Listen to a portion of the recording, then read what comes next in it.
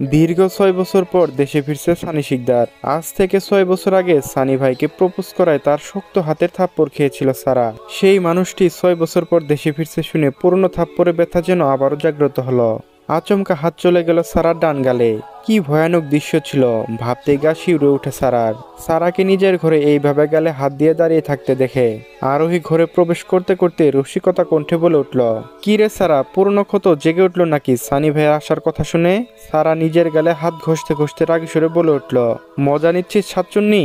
থাপ্পড়ের যে কি ব্যথা ছিল তুই একটা খেলে ঠিকই বুঝতি, তখন আর মজা নিতি না। আরোহী শব্দ করে হেসে উঠল। আরোহীর হাসির আওয়াজ কাটা গায়ে লবণ ছেটানোর মতো লাগছে সারার কাছে।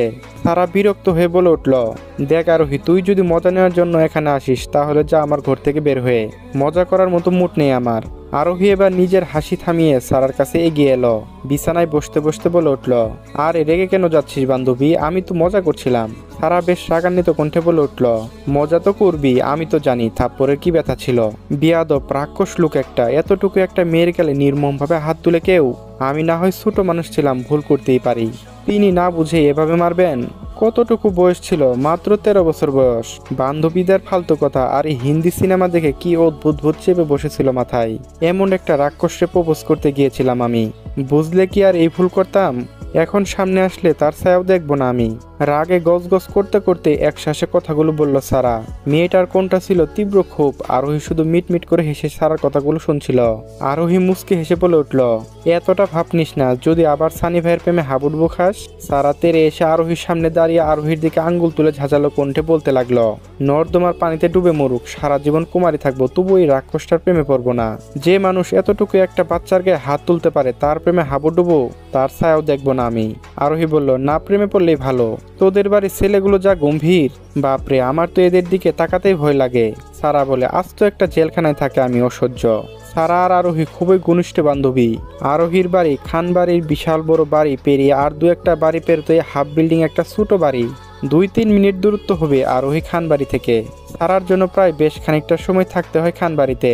খানবাড়ির সদস্যরাও আরোহীকে বেশ স্নেহ করে থাকে। সকাল থেকে খানবাড়িতে নানা আয়োজন। বহু বছর পর খানবাড়ি সবার চোখের মনে বাড়ি ফিরছে। খানবাড়ি দুই ভাইয়ের একমাত্র আদরের ছোট বোন শায়লা বেগমের একমাত্র ছেলে সানি মেহরাজ শিকদার হার্ট সার্জন বিভাগে পড়াশোনা শেষ করে আজ বাড়ি ফিরছেন। সানি মেহরাজ শিকদার খানবাড়িতে পৌঁছেছে প্রায় 9টার দিকে। সকলের জন্য টুকটাক কিছু না কিছু উপহার এনেছে সবাইকে, সেগুলো দেওয়া হলেও সারাকে এখন কিছু দেওয়া হয়নি। এখন পর্যন্ত সারা তার সাথে দেখাও করেনি। সানি মেহরাজ শিকদার মানুষটা অপ্রয়োজনীয় কথা খুবই কমই বলে। তার কথা চলাফেরা পোশাক সবসময় মার্জিত। বড়দের সাথে আজ পর্যন্ত উঁচু গলায় কথা বলেনি সানি, সেই জন্য বড়দের আরো স্নেহের পাত্র সে। বিশেষ করে খানবাড়ি বউদের কাছে খুবই স্নেহের। সানি মেহরাজ শিকদারের বাবা মারা যায় 8 বছর বয়সে। তখন থেকেই তারা শায়লা বেগম আর সানি খানবাড়িতেই থাকে। সকলের সাথে কুশল বিনিময় করে নিজের ঘরে বিশ্রাম নিচ্ছিল সানি। এমন সময় আগমন খানবাড়ির সব থেকে ছোট সদস্য আয়রা। বয়স 12 বছর হবে আয়রার। সানি ডেকে পাঠিয়েছিল আয়রাকে। আয়রাকে আসতে দেখে বিছানা থেকে উঠে বসে সানি। আয়রা বলে, ভাইয়া ডেকেছিল আমাকে? মুস্কি হেসে জবাব দিল সানি, আপু, তোমার সারা আপু কোথায়? আয়রা বলল, আপু তো ঘরে, আপনার সাথে দেখা করেনি সারা আপু। আসলে আপুর কি যেন হয়েছে, সকাল থেকে ঘর থেকে বের হয়নি। আমি কি ডাক দিব আপুকে? সানি বলল, না দরকার নেই। সানি বিছানার পাশে রাখা একটা প্যাকেট হাতে নিয়ে আয়রার হাতে দিয়ে বলে, যাও এটা তোমার সারাপুকে দিয়ে দিও। আয়রা বলল, এটা কি সারাপুর গিফট? সানি মুস্কি হাসি রেখে জবাব দেয়,